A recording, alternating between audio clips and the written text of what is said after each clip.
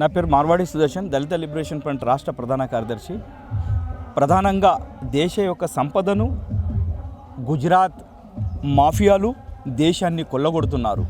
బాంబేను కొల్లగొట్టారు, ఇప్పుడు వివిధ రాష్ట్రాలను కొల్లగొడుతున్నారు. అందులో భాగంగానే ఇవాళ ఛత్తీస్గఢ్నైతే ఈ వరంగల్ బిడ్డ ఆ రోజు హనుమంతుదేవ్ అన్నవారు ఈ ప్రాంతం నుంచి ఆ దంతెవాడకు పోయి, ఆ దంతెవాడ ఏదైతే అప్పుడు ఆ బస్తర్ ప్రాంతం ఉన్నదో దానికి దంతెవాడ పేరు వచ్చిందంటే ఇక్కడ హనుమంతుదేవ్ అక్కడ పోయి స్థాపించిన దంతేశ్వరి దేవి ఆలయం కావచ్చు, అక్కడ ఆ రాజ్యం. మరి ఆయన యొక్క మనమడైన పర్వీర్ చంద్ దేవును దేశానికి స్వాతంత్రం వచ్చినాక ఇక్కడున్న మిలిటరీ అతన్ని హతమార్చింది. 24 ఫిబ్రవరి 1966లో చంపేసింది. కారణం ఏంటంటే ఆయన ఏమడిగారు, ఇక్కడున్న ఆదివాసులు ఎవరైతే ఉన్నారో ఆ ఆదివాసులకు ఈ ఖనిజ సంపదల్లో వాటా ఇవ్వాలి, వీళ్ళను కూలిగా ఎందుకు పెడుతున్నారన్న ఆ మూమెంటు ఇప్పటికీ రగులుతూనే ఉన్నది. అక్కడున్న ఆదివాసులు వారి హక్కుల గురించి పోరాడుతున్నారు.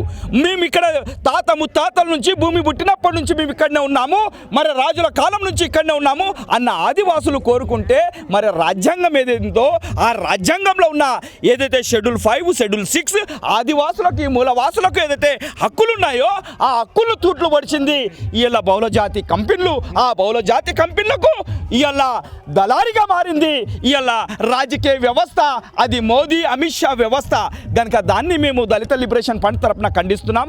అతి ముఖ్యంగా ఇవాళ ఏసోబన్న ఏ రాడైతే 80, 82, 81 ఆ ప్రాంతంలో ఇక్కడ దొరతనము ఎట్టి చాకిరికి వ్యతిరేకంగా పోరాడిండు. మరి ఎట్టి చాకిరి ఎలా అంటే ఆడోళ్ళు పండ్లకు వస్తే దళిత మహిళల పైన అత్యాచారాలు చేసిన ఆ దొరలను ఖండిస్తూ ఉంటే ఇక్కడ పోలీస్ వ్యవస్థ అప్పుడు వాళ్ళకు సహకరించలేదు. మరి ప్రజల పక్షాన ఉండి ప్రజల పక్షాన ఉద్యమిస్తే ఆయనను అప్పుడే అతన్ని కేసులు పెట్టి అక్రమ కేసులతోటి లోపట్ల పెడితే ఆ భరించలేక ఈ పోలీసు వ్యవస్థ కూడా పెట్టుబడి దొరలకే సపోర్ట్ ఇస్తుందని ఆ దొరను నరికినప్పుడు ప్రజల పక్షాన మా నాయకుడు అని అనుకున్నారు. ఎందుకంటే చట్టం చేసే పని ఒక నాయకునిగా చేశాడు, ఒక ప్రజాస్వామ్యవాదిగా, దేశభక్తునిగా. ఇదే కాకుండా ఇవాళ ఛత్తీస్గఢ్ అడవులలో ఆదివాసుల మాన ప్రాణాలు దోస్తున్న ప్రజల ట్యాక్స్ తోటి జీతాలు తీసుకుంటున్న మిలిటరీ ఈ పోలీస్ వ్యవస్థ అదే ప్రజల యొక్క ఆత్మగౌరవాన్ని, అస్తిత్వాన్ని దోసుకుండడం అన్నది సిగ్గుమాలిన చర్య.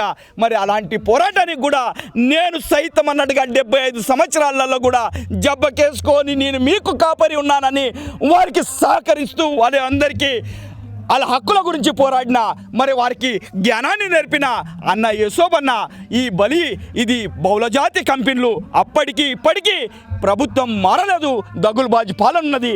దీన్ని మార్పుకు ప్రజలందరూ ఉద్యమాలకు రావాలి. ప్రజాస్వామ్యాన్ని కాపాడేదానికి ఈ దగులుబాజీ రాజకీయ నాయకులను పక్కన పెడుతూ ప్రజాస్వామికవాదులు ముందుకు రావాలని దళిత లిబరేషన్ ఫ్రంట్ తరఫున కోరుకుంటున్నాం. యశోబన్నకు లాల్ సలాం, లాల్ సలాం. జై భీమ్.